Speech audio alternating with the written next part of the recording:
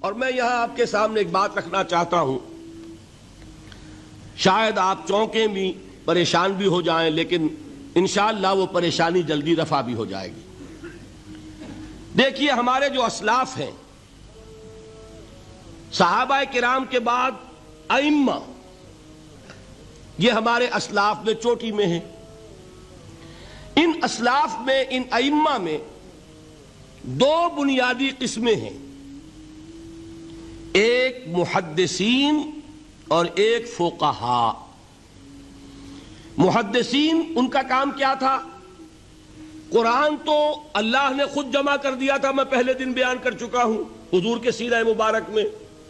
حضور نے صحابہ کو اسی ترتیب سے قرآن پڑھا دیا اور سینکڑوں صحابہ نے یاد کر لیا۔ پھر جو کمی اگر رہ گئی تھی، کتابی شکل میں حضرت ابو بکر لے آئے۔ پھر اگر اس میں کوئی فرق پڑ رہا تھا پڑھنے کے انداز میں، تو ایک کتابت کے اوپر جمع کر دیا حضرت عثمان نے۔ بات ختم ہو گئی۔ خلافت راشدہ میں قرآن کا معاملہ تو محفوظیت کی آخری درجے کو پہنچ گیا۔ اب اصل مرحلہ کیا تھا؟ حضور کے اقوال مبارک کو جمع کرنا، ان کو بھی تو سمیٹنا ہے نا۔ صحابہ ہیں، منتشر ہو گئے ہیں، کوئی صحابی کوفے چلے گئے، کوئی صحابی دمشق چلے گئے، کوئی کہیں چلے گئے، کوئی کہیں چلے گئے۔ میزبان رسول جو ہے وہ دفن ہے قسطنطنیہ کی فصیل کے باہر، حضرت ابو ایوب انصاری رضی اللہ تعالی عنہ۔ اب ان سب کے پاس، کسی کے پاس اتنی احادیث، کسی کے پاس اتنی احادیث، ان کو جمع کرنے کا کام، پھر چھان پھٹک کرنے کا کام، پھر مرتب کرنے کا کام، یہ کس نے کیا؟ محدثین کرام نے۔ بہت بڑے محسن ہیں اس امت کے محدثین کرام، پوری زندگیاں کھپائیں۔ ایسا بھی ہوا ہے، ایک صحابی مدینے سے چلتے ہیں، ایک محدث مدینے سے چلتے ہیں، انہیں معلوم ہوتا ہے کہ ایک صحابی دمشق میں ہے، ایک حدیث وہ بیان کرتے ہیں، ذرا باریک بات ہے، سمجھ لیجئے گا۔ ان کو وہ حدیث معلوم تھی، لیکن وہ حدیث 3 راویوں کے راستے سے آ رہی تھی۔ ان کے پاس جو حدیث تھی وہ 2 راویوں کے حوالے سے تھی۔ اب وہ جاتے ہیں اور وہ بیت المقدس کا اور وہ دمشق کا سفر کرتے ہیں صرف اس حدیث کو سننے کے لیے، سواری سے اترتے بھی نہیں۔ میں نے سنا ہے آپ حضور کی یہ حدیث بیان کرتے ہیں، جی ہاں، ذرا مجھے سنا دیجئے۔ سنا دیا، ویسے ہی اپنے اونٹ کی جو ہے گردن موڑ لی کہ واپس، بھائی اترو، ٹھہرو، قیام کرو۔ نہیں، میں صرف ایک حدیث رسول تم سے سننے کے لیے آیا تھا، میں اپنے اس سفر میں کوئی اور مقصد جمع نہیں کرنا چاہتا۔ یہ کام کیا محدثین نے۔ بہرحال میں اس وقت جمع و تدوین حدیث کے موضوع پر میری گفتگو نہیں ہے، لیکن چونکہ ہمارے اس جدید دور کے فتنوں میں ایک فتنہ ہے انکار حدیث کا۔ لوگ سمجھتے ہیں جیسے کہ ڈرائنگ رومز میں بیٹھے ہوئے آرام سے کتابیں پڑھتے ہیں، شاید ایسے ہی محدثین کا کام تھا۔ انہوں نے جس طرح زندگیاں لگائی ہیں اور جس طریقے سے حدیث کو جمع کرنے کے لیے مشقتیں جھیلی ہیں، اس کا آج ہم تصور نہیں کر سکتے۔ اچھا، وہ تو محدثین کرام ہیں، ان میں بھی اب ایک کا نام نوٹ کر لیجئے۔ چوٹی پہ کون ہے؟ امام بخاری، امام مسلم، امام ترمذی، امام احمد ابن حنبل، امام ابن ماجہ، امام ابو داؤد، سب ہیں، لیکن چوٹی پر رئیس المحدثین کون ہے؟ امام بخاری۔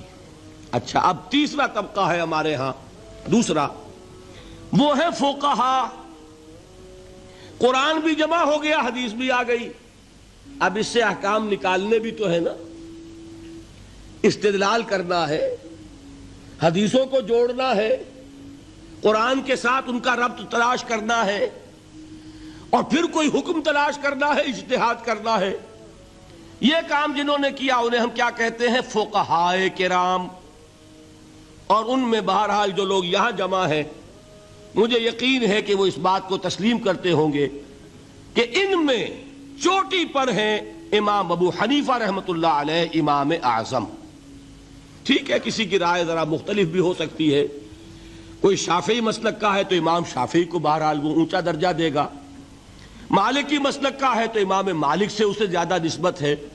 لیکن واقعہ یہ ہے پوری دنیا نے تسلیم کیا ہے کہ قانون کا جتنا سینس امام ابو حنیفہ کو ہے، قانون ایک علیحدہ شے ہے، اخلاقیات علیحدہ چیز ہیں، ایک شے کا اخلاقی تقاضا کچھ اور ہے، قانونی تقاضا کچھ اور ہے۔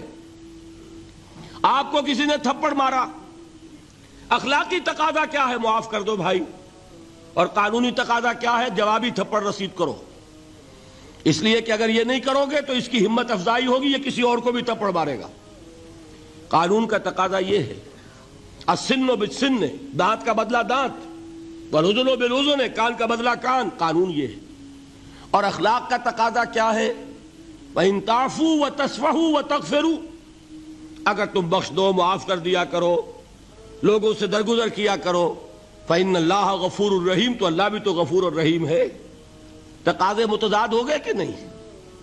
کسی معاملے کے اخلاقی پہلو پر نظر رکھنا یہ اور مزاج ہوگا، اور کسی معاملے کے قانونی پہلو کی گہرائی میں اترنا یہ اور مزاج ہے۔ میں اپنا احساس عرض کر رہا ہوں، اور دنیا میں جو بات مانی گئی ہے کہ جس کا نام لیگل سینس ہے، قانون کا ایک فہم، اس میں دنیا کا کوئی شخص مقابلہ نہیں کر سکتا امام ابو حنیفہ کا۔ آپ صحابہ کو ان سے مستثنیٰ کر دیجئے، ظاہر بات ہے انبیاء اور رسولوں کا معاملہ نہیں ہے، تو باقی انسانی نوع انسانی کے اندر امام ابو حنیفہ کا پلے کا کوئی شخص، ان کے برابر کا کوئی شخص قانون کا فہم رکھنے والا آج تک پیدا نہیں۔ تو سید الفقہاء کون ہوئے؟ امام ابو حنیفہ۔ اور رئیس المحدثین کون ہے؟ امام بخاری۔ یہ ساری جو میں نے اس وقت آپ کو تمہید بیان کی، وہ اس مسئلے کے لیے پریشان کن مسئلہ یہ ہے کہ امام ابو حنیفہ کی طرف یہ بات منسوب ہے کہ وہ یہ فرماتے ہیں الایمان قول، ایمان نام ہے صرف قول کا، عمل اس میں زیر بحث نہیں آتا۔ ولا یزید ولا ینقص، وہ ایمان نہ گھٹتا ہے نہ بڑھتا ہے۔ ایک سٹیٹمنٹ سمجھ میں آ گیا نا؟ اب دوسرا سٹیٹمنٹ سنیے، وہ ہے امام بخاری کا، رئیس المحدثین کا، الایمان قول وعمل، ایمان نام ہے قول اور عمل کے مجموعے کا، قول اور عمل دونوں چیزیں ایمان میں شامل۔ وَيَزِيدُ وَيَنْقُصُ، وہ گھٹتا بھی ہے بڑھتا بھی ہے۔ ایک مسلمان کو پریشان ہو جانا چاہیے کہ نہیں؟ ایمان جیسی بنیادی بات، سارا قصر تو یہیں سے تعمیر ہونا ہے، جڑ بنیاد ایمان ہے۔ ایمان کے بارے میں کوئی 14ویں صدی کے 15ویں صدی ہجری کے کوئی علماء ہوں، بڑے سے بڑے ہوں، ان کا اختلاف ہو جائے تو تشویش نہیں ہوگی۔ یہ کن کے درمیان اختلاف ہو رہا ہے؟ رئیس المحدثین امام بخاری اور سید الفقہاء امام ابو حنیفہ۔ اور کتنا بنیادی اختلاف، بظاہر متضاد باتیں، بظاہر کہہ رہا ہوں میں نے کہا تھا مجھے پہلے آپ کو پریشان کرنا ہے، پھر تاکہ آپ کی سمجھ میں بات آئے یہ پریشانی رفع کیسے ہوتی ہے، اسی سے علم میں اضافہ ہوتا ہے۔ بات جو ہے وہ گہرائی کے ساتھ سمجھ میں آتی ہے کہ مسئلہ پہلے سامنے ہو۔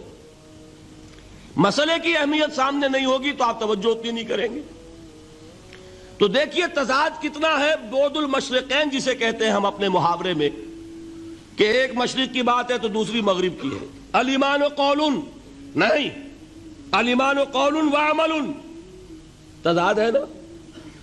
لا یزید ولا ینقص، نہیں، یزید وینقص، تو یہ تو معلوم ہوتا ہے کہ بہت زبردست اختلاف ہے جو حل نہیں ہو سکے گا۔ اللہ تعالیٰ کا شکر ادا کرتا ہوں، اس نے اس کا حل سمجھایا۔ اور کیسا سمجھایا؟ میں پورے انشراح صدر کے ساتھ کہہ رہا ہوں، اس میں کوئی تصنع نہیں، کوئی تکلف نہیں۔ میرے نزدیک دونوں باتیں 100% درست ہیں۔ یہ نہیں کہ 50% یہ درست 50% وہ درست، نہیں، یہ بھی 100% درست، یہ بھی 100% درست۔ فرق کیا ہے؟ محل مختلف ہے۔ امام ابو حنیفہ قانونی ایمان کی بات کر رہے ہیں اور امام بخاری حقیقی ایمان کی بات کر رہے ہیں۔ قانونی ایمان کے اعتبار سے 100% درست ہے یہ بات کہ وہ صرف قول ہے، عمل نہیں، زیر بحث آئے گا۔ ایک شخص نماز نہیں پڑھتا کافر نہیں ہے، نماز کا منکر ہو جائے کافر، زکوٰۃ نہیں دیتا فاسق ہے، فاجر ہے، کافر نہیں ہے، زکوٰۃ کہہ دے کہ ہے ہی نہیں دین میں، کافر۔ فرشتہ کس نے دیکھا، کیا پتا کیسا ہوتا ہے؟ حضور نے بھی اصل فرشتہ اپنی اصل ملکی شکل میں صرف 2 دفعہ دیکھا ہے، ورنہ تو انسانی شکل میں آتا تھا یا نظر ہی نہیں آتا تھا۔ 2 باتیں تھیں، وہی ہو جاتی تھی، نظر کوئی نہیں آتا تھا، یا انسانی شکل میں نظر آیا۔ اصل ملکی شکل میں حضرت جبرائیل کو 2 مرتبہ دیکھا۔ وَلَقَدْ رَآهُ بِالْأُفُقِ الْمُبِينِ وَلَقَدْ رَآهُ نَزْلَةً أُخْرَى عِنْدَ سِدْرَةِ الْمُنْتَهَى، ایک مرتبہ افق مبین پر دیکھا، ایک مرتبہ سدرۃ المنتہا کے پاس جبرائیل اپنی اصل شکل میں ظاہر ہوئے۔ اب ظاہر بات ہے ہم نے تو نہیں دیکھا نا، لیکن ہم مانتے ہیں جبرائیل کو، مانتے ہیں فرشتوں کو، نہیں مانیں گے کافر ہو جائیں گے۔ تو معلوم ہوا کہ قانونی ایمان جس پر دار و مدار ہے کفر اور اسلام کا، اس کا کل دار و مدار صرف قول پر ہے، ماننے پر ہے، اقرار باللسان پر ہے۔ یہ بات آپ نے سنی ہوگی، امام ابو حنیفہ کا قول ہے 100% درست کہ گناہ کبیرہ سے بھی انسان کافر نہیں ہوتا۔ کبیرہ گناہ ہے، شراب پی ہے، کافر نہیں ہے، حد لگا دو۔ حضرت عمر نے اپنے بیٹے پر حد جاری کی، ایک مرتبہ مصر میں حد جاری ہو چکی تھی، لیکن حضرت عمر کو احساس ہوا کہ وہاں شاید رعایت کی گئی ہوگی خلیفہ کے بیٹے پر حد جاری کرنے میں، لہذا پھر بلایا اپنے پاس اور دوبارہ حد جاری کی۔ حد جاری کرو لیکن کافر نہیں ہوگا۔ اگر کسی سے زنا ہو گیا ہے، میں آپ کو واقعہ سنا چکا، غامدی خاتون، حد جاری ہو جائے گی، لیکن یہ کہ اس کو کافر نہیں کہہ سکتے۔ کافر کیا کہیں گے؟ میں تو سنا چکا آپ کو کہ ذرا کسی نے کہہ دیا بے حیا عورت تھی تو حضور نے کیسی ڈانٹ پلائی ہے، کتنا اس کا رتبہ بیان کیا ہے۔ اس نے تو وہ توبہ کی ہے کہ مگر مدینے کی پوری آبادی پر اس کو تقسیم کر دیا جائے تو سب کی نجات کے لیے کافی ہو جائے۔ معلوم ہوا تکفیر اور ہے اور کسی کا فاسق و فاجر ہونا اور ہے۔ اس میں حد فاصل انسان کا اقرار ہے۔